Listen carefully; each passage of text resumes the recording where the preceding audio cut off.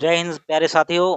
देखिए आज मैथ का फाउंडेशन बैच स्टार्ट करने वाले हैं, जिनमें से पहला क्लास आज ही है। और आज हम लोग फाउंडेशन के बारे में यानी कि कॉम्पिटिटिव मैथ के बारे में समस्त सिलेबस के बारे में जानेंगे और उनको अध्ययन के लिए सुविधापूर्वक हम कई भागों में बांट कर पढ़ेंगे। जैसे एडवांस मैथ उसको अलग कर देंगे और उसी तरह से नंबर वाले यानी कि मैथ को भी हम लोग डिवाइड डिवाइड करके पढ़ेंगे सुविधा के अनुसार।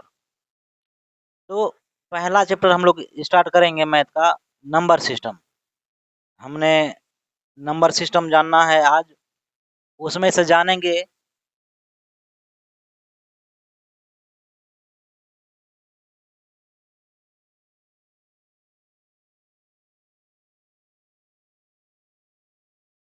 यानी हिंदी में इसे संख्या पद्धति बोलते हैं।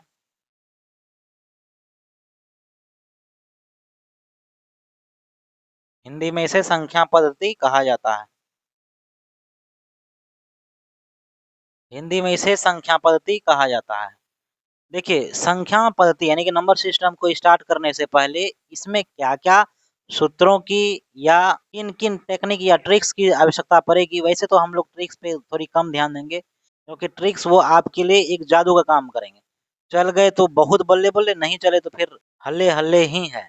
इसलिए ट्रिक्स पे कम, जो आपने अब तक बचपन से लेकर 55 तक जो भी पढ़े हैं, उन्हीं चीज़ों को इम्प्लीमेंट और उन्हें स्पीडली बनाने का प्रयास करेंगे। ट्रिक व्रिक वैसा पहलुओं पे हम कम ध्यान देंगे, ज़्यादातर उन पहलुओं पे ध्यान देंगे या वैसे कैलकुलेशन को प्राथमिकता देंगे जो हम आज तक बचपन से करते हुए आए हैं। आप यूँ सोचिए ना कि जो बच्चा ट्रिक के लिए कोचिंग जॉइन करता है, आज से लेकर चलिए कम जो बच्चा कॉम्पिटिशन में आया हुआ है, तो उसकी उम्र 20 तो प्लस ही होगी, या फिर बुरा से बुरा 16-17 तो होंगे ही होंगे। यानी कि 16-17 तक हम जिस कैलकुलेशन को जोड़, घटा, गुणा, भाग जो भी मेथड यूज़ करते हुए आए हैं, 16 साल का एक्सपीरियंस। और फिर उनको छोड़ के मैथ को बनाने के लिए एक नई ट्रिक्स की आवश्यकता आन पड़ती है, जिसको सीखने के लिए हम 2 साल यानी कि 1 साल तो कंप्लीटली मेहनत करते हैं, सिर्फ़ उसे सीखने के लिए। तो आप यूँ सोचिए, कहाँ 16 साल और कहाँ 1 साल, आपकी स्पीड कहाँ मेंटेन होगी। इसलिए हम लोग नई बात व्यवस्था को थोड़ी कम ध्यान देंगे। पुरानी बात व्यवस्था जो हमारे से आज से 16 साल पहले तक हमने पढ़ा है, उन सभी कैलकुलेशन को ही ज़्यादा प्राथमिकता देंगे और उन्हें हाई स्पीडली और एक्यूरेसी के साथ बनाने का प्रयास करेंगे। देखिए मैथ बहुत बड़ा चीज़ नहीं है, मैथ एक जादू है।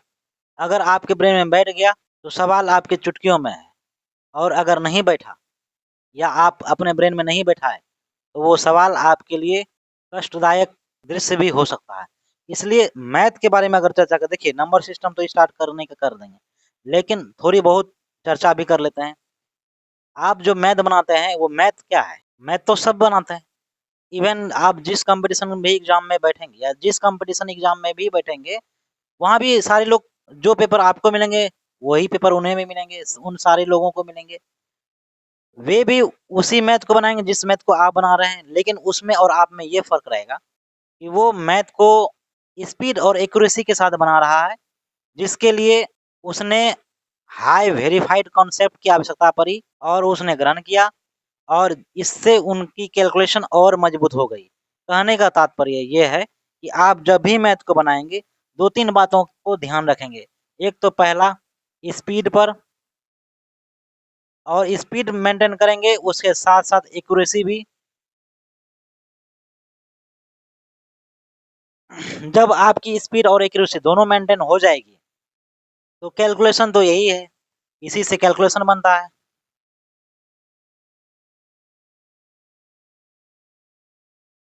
और जब आपकी कैलकुलेशन मजबूत हो गई, तो मतलब आपका कॉन्सेप्ट पहले से बहुत मजबूत हो जाएगा, और इन्हीं 2-4 बिंदु यानी कि कॉन्सेप्ट रहेगा, आप कैलकुलेशन करेंगे, उसको स्पीडली करनी है और एक्यूरेसी के साथ करना है, और इन्हीं 2-4 बिंदुओं से मिलकर आपकी मैथ आपके लिए एक आसान विषय बनकर आता है।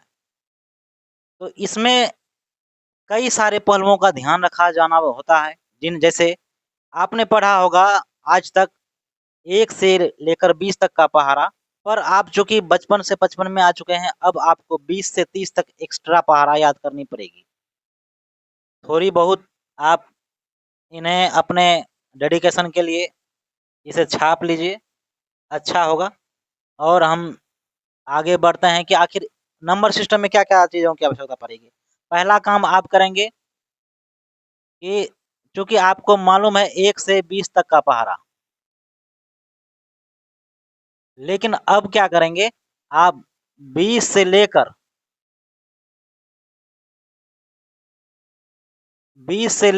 30 तक का पहाड़ा कॉपी में लिखकर बकायदा उन्हें याद कर कल के वाले क्लास में आप उपस्थित होंगे।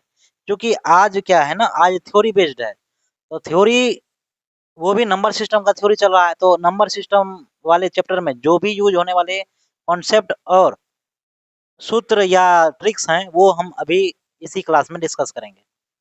आप क्या करेंगे, होमवर्क के लिए आप उन कॉन्सेप्ट और ट्रिक को याद तो करेंगे ही करेंगे, साथ में होमवर्क के तौर पर आप इन पहलू यानी कि 20 से 30 तक का पढ़ा क्या एक दिन में आप याद नहीं कर सकते? करके आना है। दूसरा दूसरा आप करेंगे क्या कि 1 से लेकर 20 तक का स्क्वायर याद करेंगे। यानी कि 1 का स्क्वायर 1, 2 का स्क्वायर 4, 3 का स्क्वायर 9, इस तरह से कहाँ तक 20 का स्क्वायर 400, यहाँ तक याद करके आएँगे। ऐसा नहीं कि हम आपको 20 तक ही छोड़ेंगे, नहीं। चूँकि कल अधिक हो जाएगा इसलिए 20 तक दिए हैं, लेकिन ये हम कराएँगे आपको 50 तक याद, ताकि मैथ आपके चुटकियों में रहे, ठीक है? उसी तरह से तीसरा काम क्या करेंगे, 1 से लेकर 15 तक का क्यूब, यानी कि 1 का क्यूब 1, 2 का क्यूब 8 और 4 का क्यूब 64, इसी तरह से 15 का क्यूब क्या होगा, वो आप 15 तक का क्यूब को याद करके आइएगा, ठीक है? कल के क्लास में। उसी तरह से चौथा काम करना है आपको कि 1 का रूट लेने से 1 होता है, 2 का रूट लेने से 1.414 होता है, उसी तरह से 3 का रूट लेने से क्या होता है, इस तरह से आप कहाँ तक याद करेंगे? आप करेंगे 12 नहीं, 15 तक का रूट स्क्वायर रूट याद करके आइएगा। फिर चौथा हो गया, पाँचवाँ काम करना है आपको ऑल टाइप के अलजेब्रिक फ़ॉर्मूले को याद करके आएँगे। यानी कि फ़ॉर्मूला वो रहेगा, यानी कि a प्लस बी का होल स्क्वायर क्या होगा? ये तमाम हम ऐसा करेंगे क्योंकि हमको लिखना थोड़ा ज़्यादा समय का बर्बादी होगा, तो हम आपको ये जितने भी 5 होमवर्क दिए मैंने, इन सभी को स्क्रीनशॉट लगा के यानी कि इन सभी को स्क्रीन में लगा के आपको दे देंगे। आप उन्हें रोक-रोक यानी पॉज़ करके कॉपी में नोट कर लीजिएगा और सीरियसली, ईमानदारी पूर्वक सीरियस होके, कॉन्शियस होके, जागरूक होके आपको उन्हें याद करना है तथा जब भी बैठिए मैथ क्लास में तो एक पेन और पेपर लेकर बैठिए। पेन पेपर कहने से मतलब है कि रफ कॉपी और एक पेन लेकर बैठिए, ताकि जो भी क्वेश्चन यहाँ कराए जा रहे हैं, उन प्रश्नों में जो भी कुछ समझ में आता है उन्हें वीडियो को पॉज़ करके कैलकुलेशन करने का काम कीजिए। अगर आता है तो ठीक है, नहीं तो आप फिर वीडियो को चालू करके देख लीजिए उनका सॉल्यूशन। इससे आपकी मेमोरी तो बढ़ेगी ही बढ़ेगी, साथ में आपका कैलकुलेशन थोड़ी अच्छी हो जाएगी। ठीक है? तो एक काम करते हैं, ये जो अलजेब्रिक फ़ॉर्मूला है, उन्हें हम यहाँ लिख ही देते हैं। ये आपके लिए एचडब्ल्यू है, आप एचडब्ल्यू को ये आपके लिए एचडब्ल्यू है, एचडब्ल्यू ये आप स्क्रीनशॉट मारिए या कॉपी में नोट कीजिए, जैसे भी है। ये आपके डेडिकेशन के लिए दिया गया पॉइंट है, इसे भी थोड़ी बहुत छाप लीजिए, आपको आसानी होगी और मोटिवेशन के तौर पर यही काम आएगी।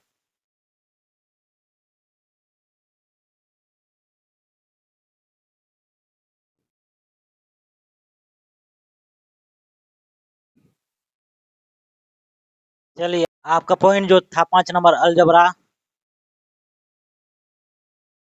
उनके सूत्र को लिख देते हैं। ये कितना था? 5 नंबर था।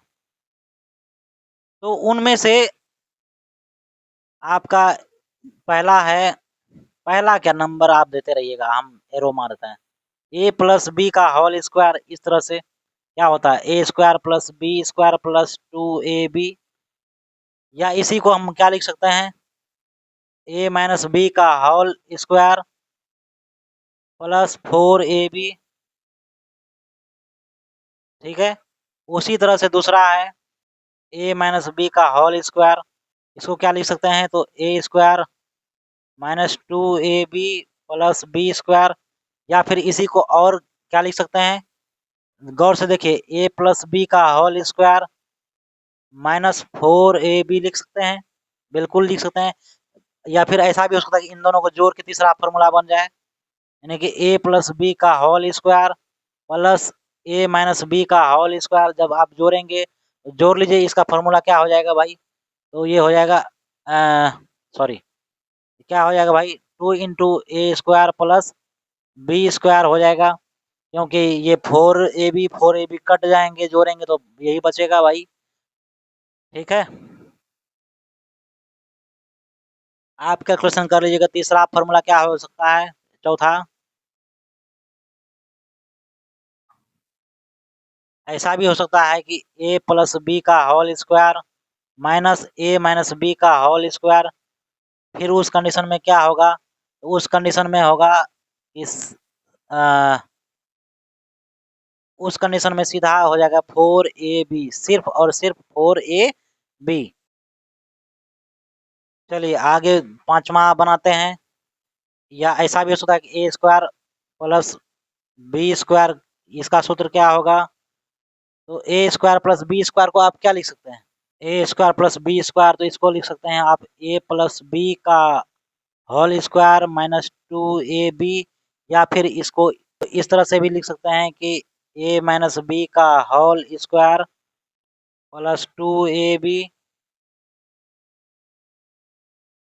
ठीक है। या ऐसा भी हो सकता है, छठा, ए स्क्वायर माइनस बी स्क्वायर। फिर इस कंडीशन में क्या होगा? दोनों पे स्क्वायर है और बीच में माइनस है, तो उसका हो जाएगा ए plus b into a minus B. ऐसा हो सकता है। स्क्वायर का काम खत्म। अब आते हैं क्यूब पे। 7 नंबर फॉर्मूला, ऐसा हो सकता है कि ए प्लस बी का होल क्यूब भी हो सकता है। तो ये क्या होगा? तो होगा a cube plus b cube plus 3ab into a plus b, यानी कि इसी को दूसरा, यानी ए प्लस बी का होल क्यूब को दूसरे फॉर्म में क्या लिख सकते हैं? तो a cube plus b cube plus 3a² b plus 3ab square. ठीक है। फिर उसी तरह से आठवां फॉर्मूला हम लोग लिख सकते हैं, ए माइनस बी का होल क्यूब, इसका क्या होगा? तो उसका होगा a cube minus b cube minus 3ab into a minus b. ठीक है। इसी को दूसरे तरीके से आप लिख सकते हैं, a cube minus b cube minus 3a² b plus 3ab²। नौवां फॉर्मूला ये भी बन सकता है कि इन दोनों को अगर ऐड कर लिए, यानी ए प्लस बी का होल क्यूब प्लस ए माइनस बी का होल क्यूब कर दिए, इसका क्या हो जाएगा? 2a³ प्लस 6ab², यानी कि आप बोल सकते हैं 2a into a² plus 3b²। आप इस तरह से लिख सकते हैं, क्योंकि देख लीजिए, ए प्लस बी का होल क्यूब और ए माइनस बी का होल क्यूब को ऐड करना है। तो ए प्लस बी का होल क्यूब ये रहा, a square, sorry, a cube plus b cube plus 3a² b plus 3ab²।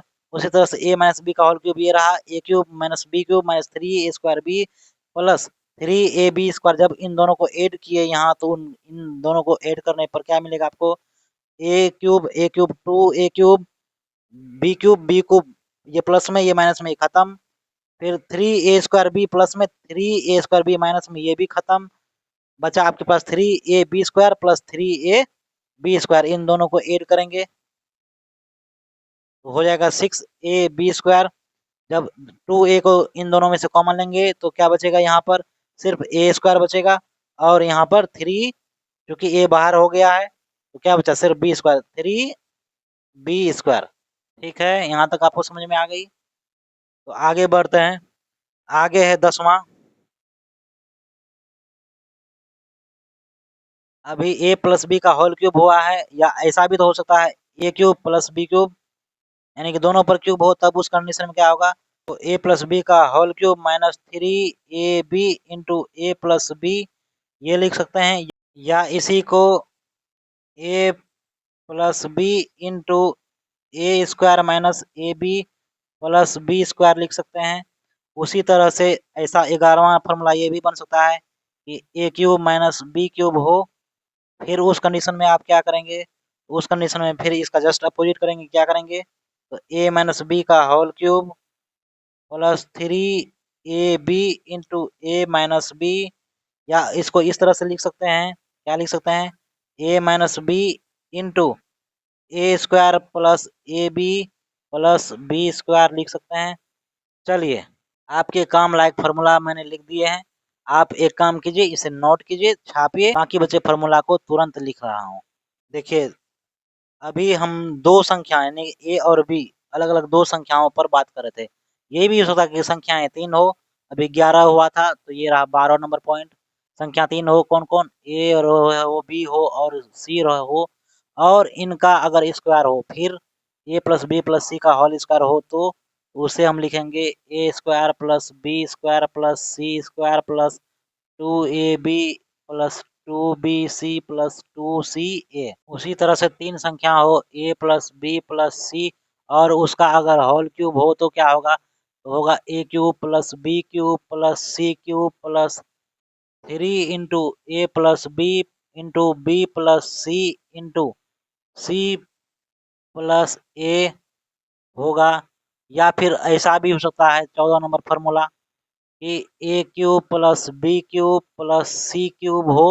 फिर उस कंडीशन में आप, तो उस कंडीशन में करना है कि a plus b plus c तीनों को जोड़ देना है, फिर into a square plus b square plus c square करना है, माइनस ए बी करना है, माइनस बी सी करना है, माइनस सी ए करना है, प्लस 3ab जोड़ देना है। या एक तरीका इन्हें और लिख सकते हैं, 1/2 into a plus b plus C into बड़ी ब्रैकेट ए माइनस बी का होल स्क्वायर कर दीजिए, प्लस बी माइनस सी का होल स्क्वायर कर दीजिए, प्लस सी माइनस ए का होल स्क्वायर कर दीजिए। ये भी एक उन्हीं फार्मूला का दूसरा रूप है। 14 हो गए हैं, 15 16 तक तो कर ही देते हैं। 14 के बाद 15 आ गया। इन तमाम ओल झोल अगर आपको ना दे, सिर्फ ए प्लस बी दे देते, फिर आप क्या करेंगे, तो आप करेंगे क्या कि ए का क्यूब करेंगे प्लस बी का क्यूब करेंगे, but a square minus a b plus b square करेंगे।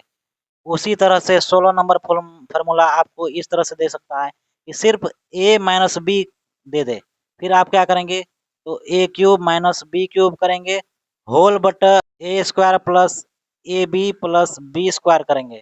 ठीक है, ये रही आपकी नंबर सिस्टम चैप्टर में यूज होने वाले अलजेब्रिक फार्मूले।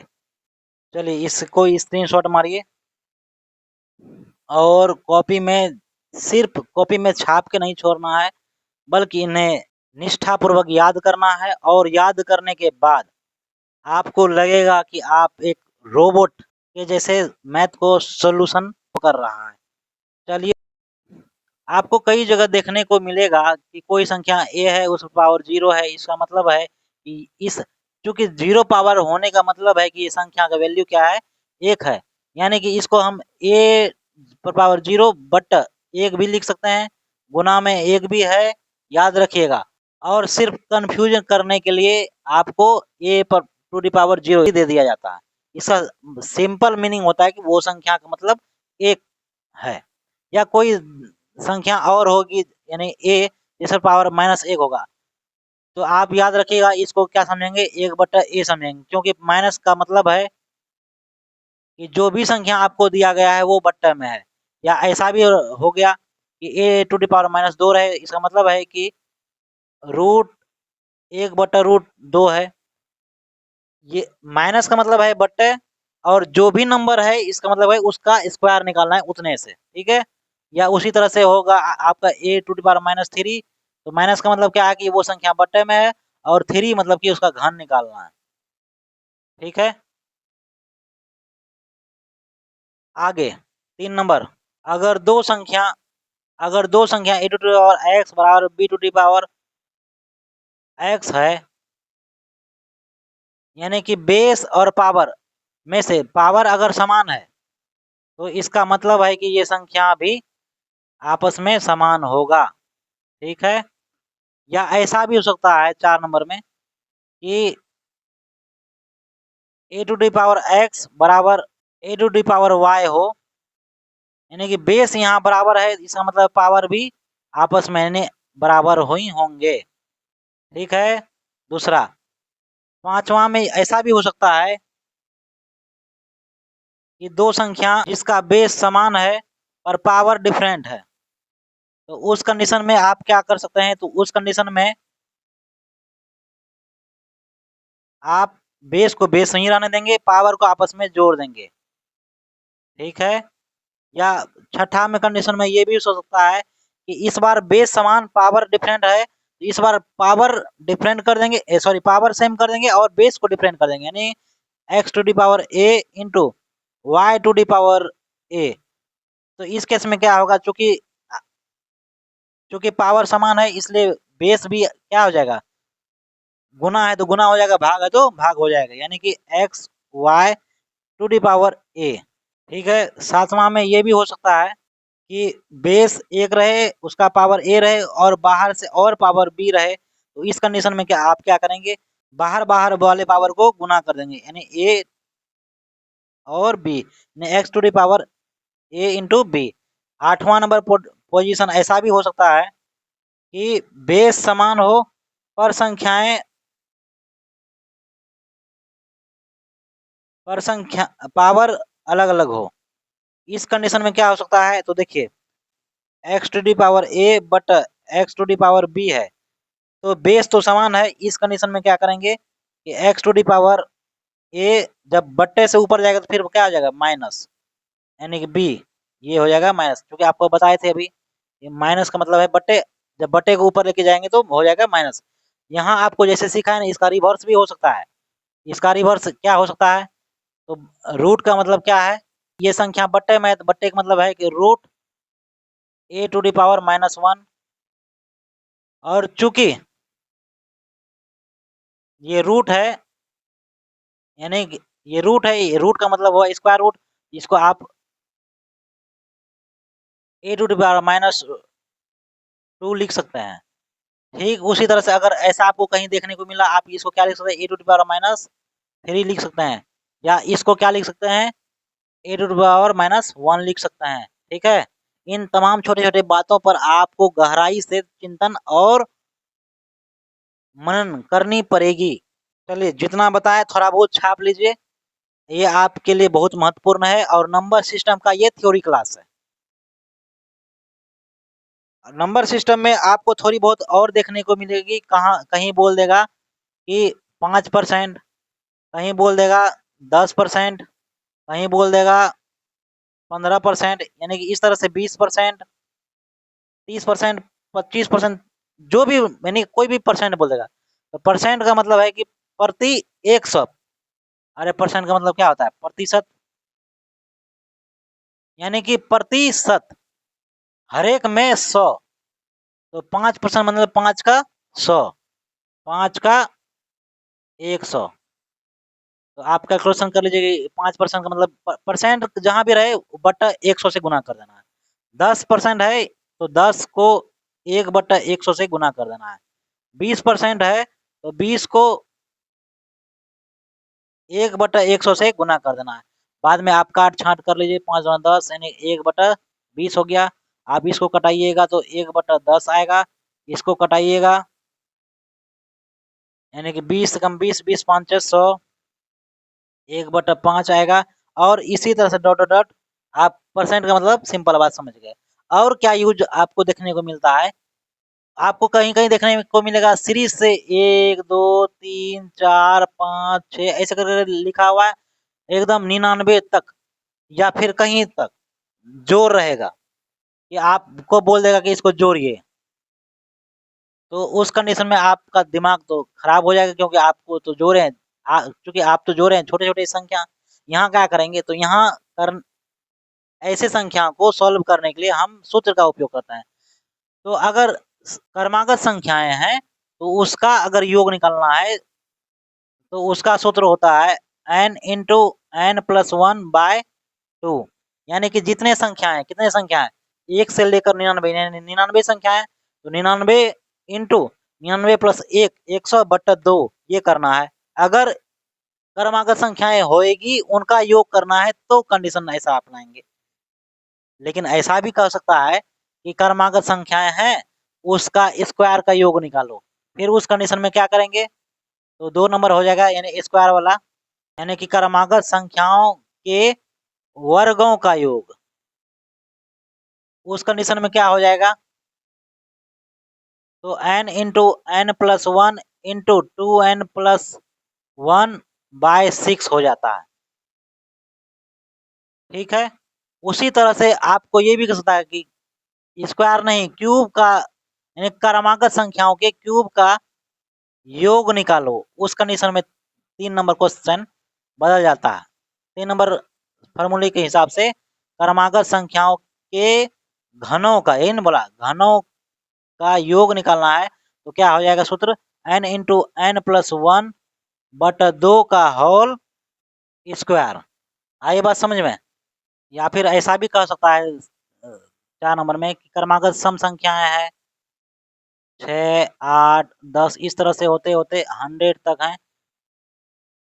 आपको कह देगा कि क्रमागत सम संख्याओं का योग निकालिए तो उस कंडीशन में n/2 इंटू n/2 प्लस 1 ये फार्मूला हो जाएगा। या 5 नंबर में आपको ये भी कह सकता है कि क्रमागत विषम संख्याओं का या फिर इस तरह का विषम संख्या 1, 3, 5, 7, 9 इस तरह से डॉट डॉट करते हुए 99 तक क्रमागत विषम संख्याओं का योग दे देगा। विषम संख्याओं का योग तो उस कंडीशन में करेंगे क्या कि n/2 प्लस 1 का होल स्क्वायर कर देंगे तो क्रमागत विषम संख्याओं का योग निकल जाएगा। और जब क्रमागत संख्याओं के बारे में बात हो ही गया है तो थोड़ी बहुत क्रमागत संख्याओं के बारे में खासियत भी जान लेते हैं।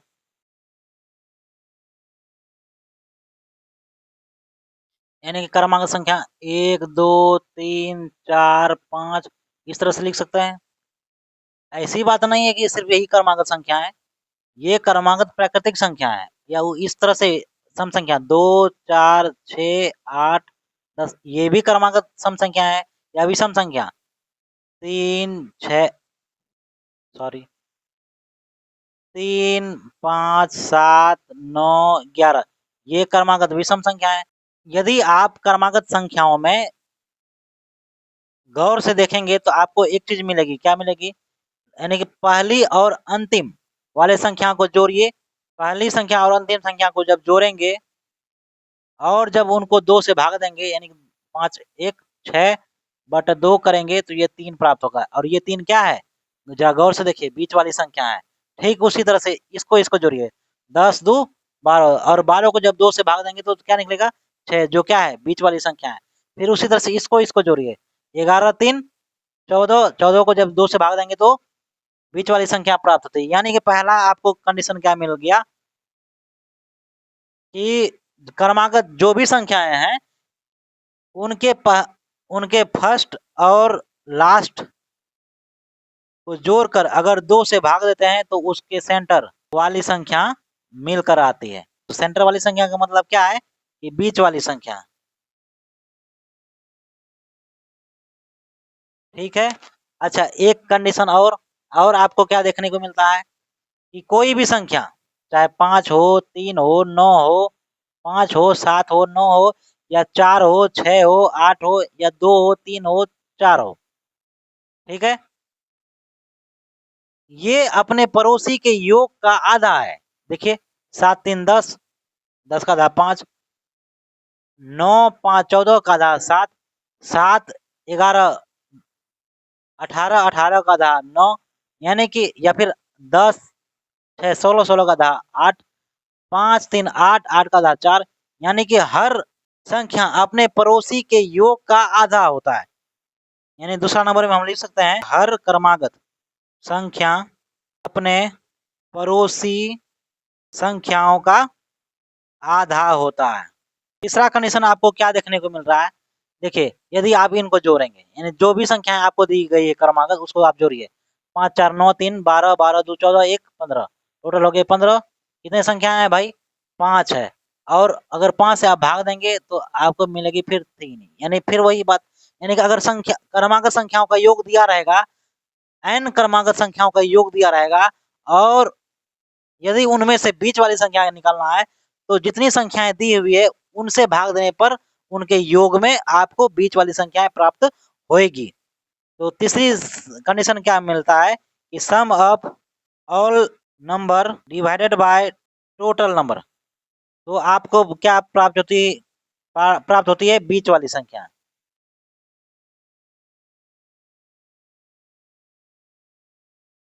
थोड़ा गौर से देखिए, हम इनको हवा में देखकर नहीं बात किए बल्कि आपको प्रॉपर दिखा के आपके सामने प्रैक्टिकल करके फिर इन तीनों पॉइंट को लिखे हैं। आप इनको देखिए और कॉपी में उतार कर उसका थोड़ा बहुत कैलकुलेशन कीजिए, फिर आपको इन तमाम बातें जानने को मिल जाएगी और समझने को मिल जाएगी। ठीक है, अब हम लोग समझते हैं विभाजन के नियम।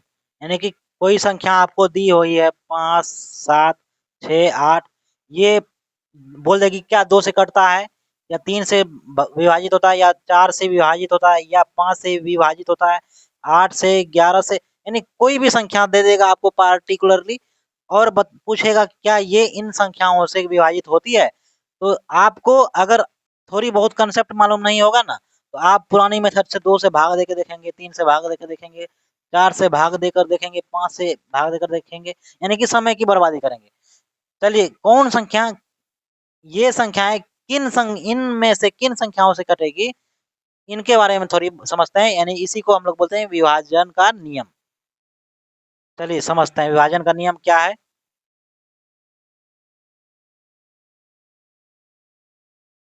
कोई संख्या दी हुई है वो 2 से कब कटेगी? जब उसका अंतिम यानी कि लास्ट नंबर सम हो या फिर जीरो हो। यानी कि कोई संख्या 2 से तब कटेगी जब उन संख्याओं के लास्ट में जीरो यानी कि शून्य या फिर कोई सम संख्या हो। सम संख्या 2 4 6 8 ये सम संख्या है, और विषम संख्या 3 5 7 ये इस तरह से है, आप जानते हैं। तो उस हिसाब से अगर आप देखेंगे 5 7 6 8 0, क्या ये संख्या 2 से कटेगी? तो बिल्कुल कटेगी, क्योंकि इसके लास्ट में क्या है? शून्य है। या शून्य हटा दे तो भी कटेगी, क्योंकि लास्ट में क्या है? सम संख्या है। ठीक है, दूसरा नंबर 3 से कटने का। देखिए 3 से और 9 से विभाजन होने का नियम समान है। क्या समान है भाई? तो दिया गया संख्या का योग अगर 3 से डिवाइड होगा तो वो संख्याएं भी 3 से विभाजित होगी। यानी कि लिख सकते हैं आप, दिया गया संख्याओं का योग अगर 3 से विभाजित होता है तो वो संख्या भी 3 से विभाजित होएगी। कहने का मतलब ये है कि मान के चलिए कि 7 6 दूर देते हैं, 7 सब 62 देते हैं, ये 3 से विभाजित होएगी या 9 से विभाजित होएगी, कैसे पता चलाएंगे या कैसे ही पता लगाएंगे? तो पहले जोड़ेंगे 6 2 8 8 7 15, यानी कि 15 3 का गुणज है, कट जाएगा। क्या ये 9 से कटेगा? तो जवाब है नहीं कटेगा। क्यों? कि जैसा नियम 3 के लिए है वैसा नियम 9 के लिए, यानी कि दिया गया संख्याओं का योग अगर 9 से कटेगा तो वो संख्या भी 9 से कटेगा, या 9 या 9। ये ऐसा इसलिए लिख दिए ताकि हमें जब 9 की संख्या का नंबर आए, यानी कि 9 के संख्या का नंबर आए विभाजन में, वहां बताने के लिए हमें अलग से कोई समय का जाया ना करना पड़े, इसलिए 3 और 9 का जो सेम नियम है मैंने बता दिया। उसी तरह से आगे देखते हैं तीसरा नंबर पॉइंट, 4 से विभाजन होने का नियम और 8 से विभाजन होने का नियम, ये लगभग समान है। क्या समान है? तो दिया गया संख्या, इसका 4 से और 8 से कटने का ये नियम है कि जो भी संख्या आपको कटाने के लिए, यानी कि 4 और 8 से कटाने के लिए दिया गया है, तो उसके अंतिम अंक पर चर्चा करेंगे। 4 और 8 से विभाजन का नियम ये है कि दिया गया संख्या चाहे जितना भी हो, यदि अगर 4 से विभाजन करना है तो उसका अंतिम 2 अंक अगर 4 से विभाजित होती है तो समस्त संख्याएं 4 से विभाजित होएगी। उसी तरह से 8 से विभाजन का भी नियम उसी तरह से है कि कोई भी संख्या दे दीजिए आप, कितना भी बड़ा संख्या दे दीजिए, यदि उसका अंतिम 3 अंक 8 से विभाजित होती है तो वो समस्त संख्याएं कंप्लीट नंबर भी 8 से विभाजन हो जाएगा। ये फंडा है 4 और 8 का। फिर उसी तरह से 5 पर देखते हैं। 5 से विभाजन होने का नियम है कि लास्ट जो डिजिट है वो या तो 0 होना चाहिए या तो 5 होना चाहिए। अगर ये दोनों है तो 5 से विभाजन होना तय है। जैसे 6, 8, 9, 3, 2, 5, 6, 4 कुछ भी दे दीजिए, लास्ट में 0 लगा दिए, 5 से डेफिनेटली कटेगा। या फिर 0 के जगह पर 5 लगा दिए तो भी 5 से डेफिनेटली कटेगा। उसी तरह से आगे बढ़ता है 5वां नंबर रूल। 6 से विभाजन होने का क्या नियम है? विभाजन होने का नियम है कि जो लास्ट डिजिट है वो सम होना चाहिए, यानी कि इवन नंबर होना चाहिए। और दूसरा क्या कंडीशन है? सम ऑफ टोटल नंबर्स 3 का गुणज होना चाहिए। एग्जाम्पल के लिए आपको दिखाते हैं, जैसे कि हम 7, 3, 2 एक संख्या लिखे, तो कंडीशन 6 से विभाजित होने का क्या है? इस लास्ट में सम संख्या होनी चाहिए, तो सम संख्या है। और सम ऑफ नंबर यानी कि इसके योग 3 का गुणज होना चाहिए।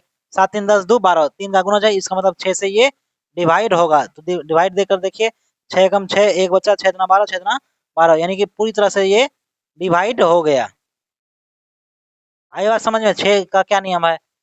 और उसी तरह से 7 का भी है, लेकिन 7 का थोड़ा हम लोग संज्ञान में नहीं रखते हैं, क्योंकि 7 का नियम है कि जो लास्ट संख्याएं हैं, कोई भी दी गई संख्या, चलिए 0 को हटा के हम 5 कर देते हैं, कोई भी दी गई संख्या है तो 7 को विभाजन करने के लिए उसके अंतिम अंक को स्क्वायर कीजिए, फिर इसमें घटाइए टोटल में, फिर जो बचेगा वो 7 से विभाजित होता है तो ये कंप्लीट संख्या 7 से विभाजित होगी। तो जब लास्ट में हमको 7 से विभाजित करके चेक करना ही है घटा के, तो पहले ही बिना घटाए ही चेक कर लेते हैं।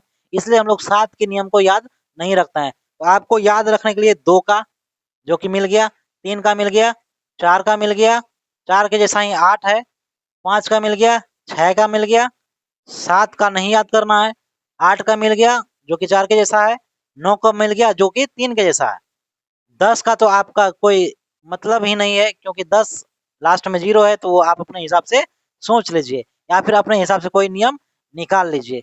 चलिए इसको स्क्रीनशॉट मारिए। 2-3 पॉइंट रह गई है जिसे आज हम देखकर समाप्त कहीं कर देते हैं। पहला नंबर पॉइंट है, यदि 2 अंकों की संख्या आपको दिया हुआ हो और यदि आप उनके अंकों को बदल कर उनका योग करते हैं तो यह योग हमेशा 11 का गुणज होगा। गुणज होने का मतलब है कि यह योग यानी कि संख्याओं का योग हमेशा 11 से कटेगा। आप 11 से भाग देंगे, ये डेफिनेटली कुछ न कुछ भाग लग ही जाएगा। उसी तरह से यदि ये संख्या यानी कि 2 अंकों की संख्या आपको दी हुई है और आप उनके अंकों को बदलकर अंतर लेते हैं तो यह डेफिनेटली 9 का गुणज होगा। यानी कि आप कह सकते हैं कि संख्याओं का योग में डेफिनेटली 9 से भाग दे सकते हैं। तीसरा नंबर पॉइंट है कि यदि दी गई संख्या अपने x बटा y भाग से z अधिक हो तो वो संख्या क्या होगी। तीसरा नंबर पॉइंट ये है कि यदि कोई संख्या अपने x बटा y भाग से z अधिक हो तो वह संख्या क्या होगा? yz बटा y माइनस x होगा। चौथा नंबर पॉइंट यह है कि आपको कभी 2 अंकों की संख्या दी हुई है, आपने क्या किया कि उनके अंकों का पोजीशन चेंज कर दिया। फिर आप ये जानने में लगेंगे कि परिणामी संख्या मूल संख्या से कितना अधिक है या फिर कितनों अधिक हो गया, या फिर इनके इकाई अंक पर क्या होगा या फिर दहाई अंक पर क्या होगा। इनको जानने के लिए भी एक फॉर्मूला, आइए समझते हैं। हमने आज के क्लास का अंतिम नियम को लिख दिया कि 2 अंकों की संख्या के अंकों का योग आपको दिया रहेगा, और जब आप उन 2 अंकों की संख्या के अंकों का स्थान को पलट देते हैं, यानी कि रिप्लेस कर देते हैं या बदल देते हैं, तो परिणामी संख्या अपने मूल संख्या से z अधिक हो जाता है। तो उस कंडीशन में मूल संख्या क्या होगा, तो मूल संख्या निकालने का सूत्र है कि 11x माइनस वाई बटा 2, या इकाई अंक उस संख्या का निकालने का सूत्र है 9x प्लस वाई बटा 18। फिर उसी तरह से दहाई निकालने का सूत्र है 9x माइनस वाई बटा 18। तो आज नंबर सिस्टम का क्लास यहीं पर रोकते हैं, क्योंकि नंबर सिस्टम में यूज होने वाले जितने भी सूत्र या फिर ट्रिक्स हैं या कॉन्सेप्ट है, वो सभी हमने आज इस क्लास में डिस्कस कर रखी है। आपका ड्यूटी है कि आप इन्हें घर जाइए और अच्छी तरह से याद करके पुनः प्रश्नों वाली यानी कि प्रॉब्लम्स वाली क्लास में अपनी उपस्थिति दर्ज कीजिए और लगातार मेहनत करते रहिए, प्रैक्टिस करते रहिए। कल के चक्कर में ना रहे तो बेहतर है, क्योंकि आप ठगने के चक्कर में खुद ही ठगा जाते हैं। इसलिए बेहतर है कि नींद को त्यागिए, क्योंकि अभी वैकेंसी पे वैकेंसी आ रही है, जो भविष्य में इतने बंच में गुच्छों में देखने नहीं मिलने के बराबर है। इसलिए नींद को त्यागिए और पढ़ाई लिखाई पर थोड़ा ज़्यादा फोकस कीजिए। तो आज इस क्लास को यहीं रोकते हैं, मिलते हैं अगले क्लास में। तब तक के लिए जय हिंद।